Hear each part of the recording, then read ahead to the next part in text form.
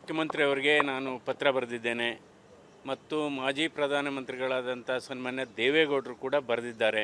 ಸುಮಾರು 9,600 ಎಕರೆ, ಯಾಕೆಂದರೆ ಇದೆಲ್ಲ ಫರ್ಟೈಲ್ ಲ್ಯಾಂಡು, ರೈತರುಗಳು ಬೆಳೆ ಬೆಳೀತಾ ಇದ್ದಾರೆ.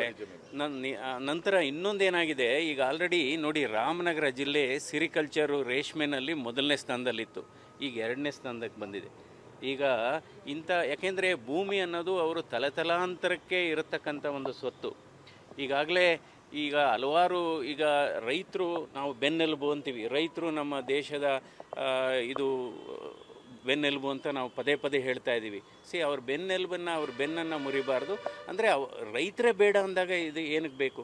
ಈಗಲೇ ಈ ಟೌನ್ಶಿಪ್ಪು ಮಾಡೋದ್ರಿಂದ ಏನೂ ಅನುಕೂಲ ಆಗಲ್ಲ. ಈಗಲೇ ಬೆಂಗಳೂರಲ್ಲೆಲ್ಲ ಖಾಲಿ ಇದೆ, ಸೈಟ್ಗಳು ಖಾಲಿ ಇದೆ, ಅಪಾರ್ಟ್ಮೆಂಟ್ ಖಾಲಿ ಇದೆ, ಮತ್ತು ಇಂಡಸ್ಟ್ರಿಯಲ್ ಪಾರ್ಕ್ ಅಂತ ಏನಿದೆ ನೀವು ನೋಡ್ಬೋದು. ಕೆಲವೆಲ್ಲ ಬಿಡದಿ ಇಂಡಸ್ಟ್ರಿಯಲ್ ಪಾರ್ಕ್ ಆಗ್ಬೋದು, ದಾಬಾಸ್ಪೇಟೆ ಇಂಡಸ್ಟ್ರಿಯಲ್ ಪಾರ್ಕ್ ಆಗ್ಬೋದು, ಹಾರೋಳ್ಳಿ ಇಂಡಸ್ಟ್ರಿಯಲ್ ಪಾರ್ಕ್ ಆಗ್ಬೋದು, ಅದ್ರ ಒಳಗಡೆ ಹೋಗಿ ನೋಡಿದರೆ ಇನ್ನೂ ಸುಮಾರು ಖಾಲಿ ಇದೆ, ಯುಟಿಲೈಸೇ ಆಗಿಲ್ಲ. ಅದು ಎಲ್ಲ ಆಡಿಟ್ ಆಗಬೇಕು.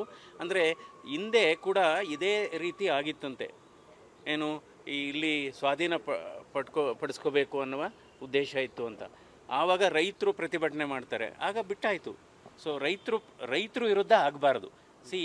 ಏನೇ ಆಗಲಿ, ನಮ್ಮ ರೈತರು ನಮ್ಮ ಈ ದೇಶದ ಬೆನ್ನೆಲುಬು ಅಂತ ನಾವು ಪದೇ ಪದೇ ಹೇಳ್ತಾನೆ ಇದ್ದೀವಲ್ಲ. ಸೊ ರೈತರು ವಿರುದ್ಧ, ಈಗ ರೈತರೇ ಬೇಡ ಅಂದಾಗ ಇದೇನಕ್ಕೆ ಬೇಕು?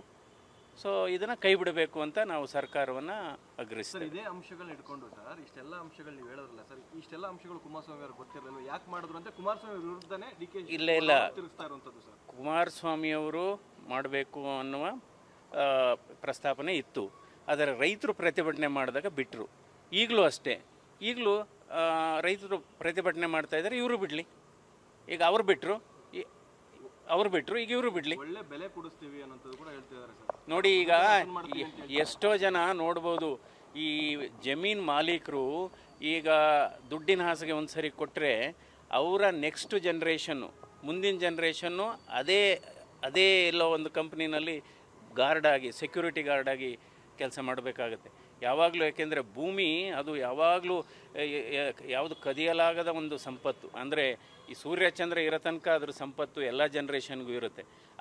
ಮತ್ತೆ ಅವಶ್ಯಕತೆ ಇಲ್ವಲ್ಲ. ಈಗ ಬೆಂಗಳೂರಲ್ಲೇ ಎಷ್ಟು ಖಾಲಿ ಇದೆ. ಈಗ ನಮ್ಮ ವಿರೋಧ ಪಕ್ಷದ ನಾಯಕರು ಹೇಳಿದರು, ಸುಮಾರು 2 ಲಕ್ಷ ಅಪಾರ್ಟ್ಮೆಂಟ್ ಖಾಲಿ ಇದೆ, ಎಲ್ಲೋದ್ರೂ ಖಾಲಿ ಇದೆ. ಈಗ ಅದನ್ನು ಫಸ್ಟ್ ಫಿಲಪ್ ಮಾಡಲಿ.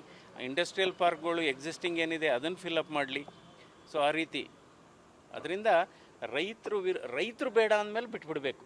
ನಾವು ರೈತರಿಗೆ ಬೆಲೆ ಕೊಡಬೇಕು. ಯಾಕೆಂದರೆ ನಾವು ಯಾವಾಗಲೂ ರೈತರು ಇಂದನೇ ನಮ್ಮ ದೇಶ ಇದು ರೈತಾಪಿ ದೇಶ, ಇದು ಕೃಷಿ ಆಧಾರಿತ ದೇಶ ಅಂತ ಎಲ್ಲ ಹೇಳ್ತೀವಲ್ವ. ಸೊ ಅದರಿಂದ ಬಿಡಬೇಕು. ರೈತರು ಈಗ ಪ್ರತಿಭಟನೆ ಮಾಡ್ತಾ ಇದ್ದಾರೆ, ಅದಕ್ಕೆ ನಾವೆಲ್ಲ ಬೆಂಬಲ ಕೊಡ್ತೀವಿ.